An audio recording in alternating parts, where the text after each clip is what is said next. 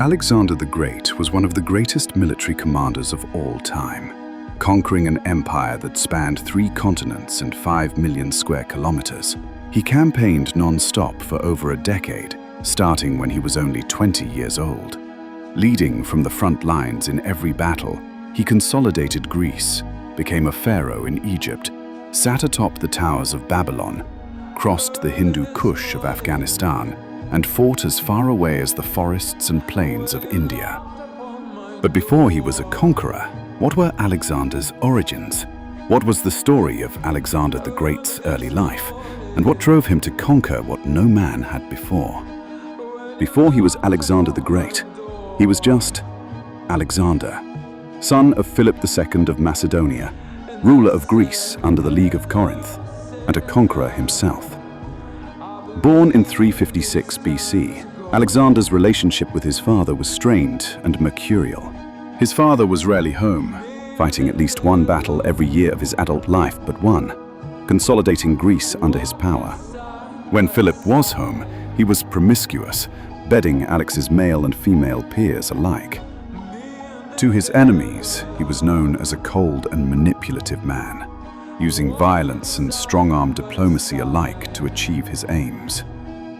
Alexander's mother, Olympias, was a foreigner from the northern Epirus kingdom of Molossia. To the royal court, this made Alexander an outsider. His legitimacy as an heir was a question at best, an abomination at worst. Olympias came from a family of mystics. She was known for her rituals to Dionysus and an inclination for keeping pet snakes. While she loved Alexander with all of her heart, at court, she was known as a cunning, tenacious, and even murderous political operative. This strong personality evoked admiration from Philip, but also won her many enemies among the king's advisors. These advisors, full-blooded Macedonians, urged Philip to appoint an heir of pure native-born blood, a prospect that Philip openly considered and never publicly condemned. Alexander knew he had a mountain to overcome and joined Macedonian military campaigns at age 16, where he insisted on fighting in the most dangerous lines of the phalanx. In the next 2 years, Alexander played a pivotal role in the Battle of Chaeronea and is even said to have saved his father's life in Perinthus. Philip was impressed, but still actively entertained the idea of marrying a pure-blooded Macedonian to produce a different, pure-blooded heir. After all he had been through, his father's disrespect lit a fire inside Alexander that would never be extinguished. While succession in ancient Macedonia was hereditary, the crown did not automatically pass to the oldest son. Alexander himself had an older brother who was either intellectually or physically disabled. Therefore, while presumed heir at court, Alexander's succession was never guaranteed, especially given his foreign blood. The royal stage was ripe for confrontation, and it may have played out very differently had it not been for the third formative figure in the young prince's life. Years earlier, before he had stepped onto any battlefield, Alexander was tutored personally by Aristotle, the great philosopher of antiquity. Alexander learned quickly, mastering the fields of philosophy, science, and politics by his early teenage years. As Alexander's father was rarely home, Aristotle quickly became a surrogate parent to the young prince. This carried cruel irony. As a younger man, Aristotle had watched his home city, Stagira, burn at the hands of Alexander's father. Likely pressed into service, Aristotle was now forced to tutor the son of the man who had destroyed his home. Aristotle at first saw nothing but a spoiled prince, but soon realized that this boy held the redemption of not only himself, but also all of Greece. Endlessly curious and far less cruel than his father, Alexander could be ambitious and hot-headed, but was also fair and just. Aristotle readjusted his aim. He would not only make the brilliant Alexander a scholar, but also a philosopher king. Whereas Philip had ruled with merciless and often reckless violence, Aristotle sought to ensure that Alexander approached his problems with fairness and virtue. A man who could bring balance and justice to this cruel, ancient world. But Aristotle's efforts would be in vain if Alexander was replaced. And as the prince turned 18, the threats against him grew larger. As a polygamous society, Macedonia legally permitted Philip to take as many wives as he wanted. In 337 BC, Philip finally gave in to his advisor's pressure and decided to marry a pure-blooded Macedonian noblewoman. The implied intention was to demote Olympias and potentially replace Alexander. A feast was prepared to celebrate the wedding, as well as Philip's intended invasion of Western Asia. All of Philip's guests marveled at his proposed plan to cross the continents. The feast that followed would go down in history as a turning point in all of their lives, and one of the most fateful dinner parties of antiquity.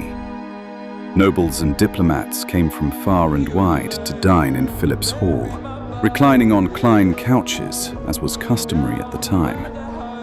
At the celebration banquet, a Macedonian nobleman named Attalus, uncle of the bride, raised a toast. He praised Philip's intention to marry someone who could bear him a pure-blooded heir, an insult to both Alexander and his mother. Alex could take no more. He stood to challenge Attalus, throwing a cup at his head and confronting him verbally. A drunk Philip stood up and drew his sword, aiming it not at Attalus, but at Alexander. Alexander prepared himself to fight his own father, but Philip, in his drunken state, tripped and tumbled to the floor. Alexander addressed the room full of diplomats and statesmen. The man who is preparing to cross continents can't even cross from one couch to another. With that, the son and father fell out hard.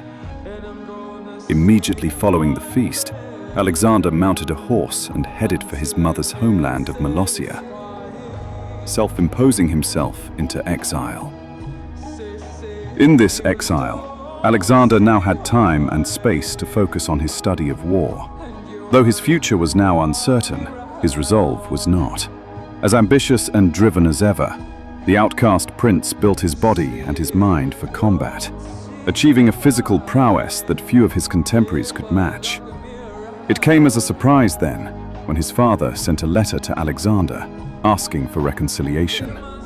There was to be another wedding, this time of Alexander's sister, and Philip wanted Alexander present as his son and honored guest.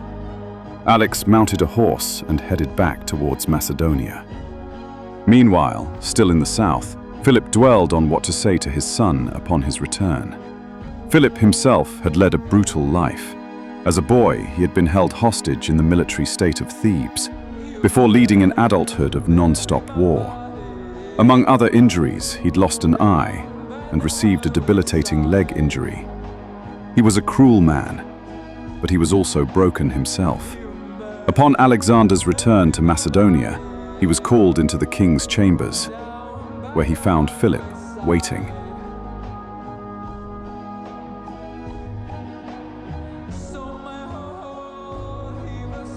I'm not a good man, Alexander. My whole life had been chasing this ideal of greatness. Being a great man, a great warrior, a great king. But somewhere along the path to great, I forgot how to be good.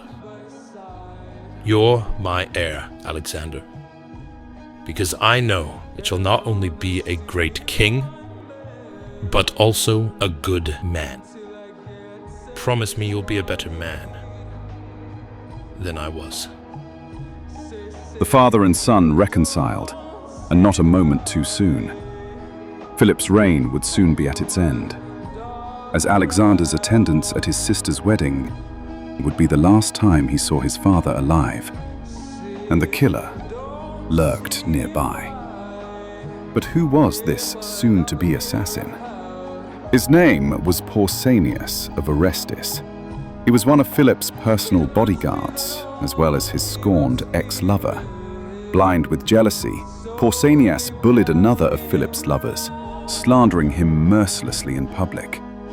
The damage to the second lover's reputation became so bad, he felt he could no longer live, sacrificing his life symbolically in battle.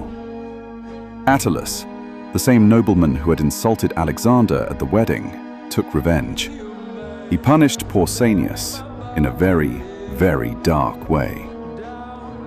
Philip knew what Attalus had done, but again took no action against the nobleman. Pausanias had since bore a grudge against Philip for forsaking him in his hour of need. It drove him mad with fury, and at the wedding festival, he came prepared. This festival was even more lavish than the last. Dignitaries had been invited from across the known world to witness a royal procession in the amphitheater. To demonstrate the goodwill from the foreign visitors, Philip had his ceremonial guards step back. As the other guards stepped backwards, Pausanias charged forward, attacking Philip in his chest. Alexander rushed to help, but could not reach his father in time. The other guards chased and killed Pausanias, but Alexander stayed with his father. As he looked up, he was now king. 20 years old, full of ambition by nature and rage from his father's death, Alexander was on a collision course with history, and the world would never be the same.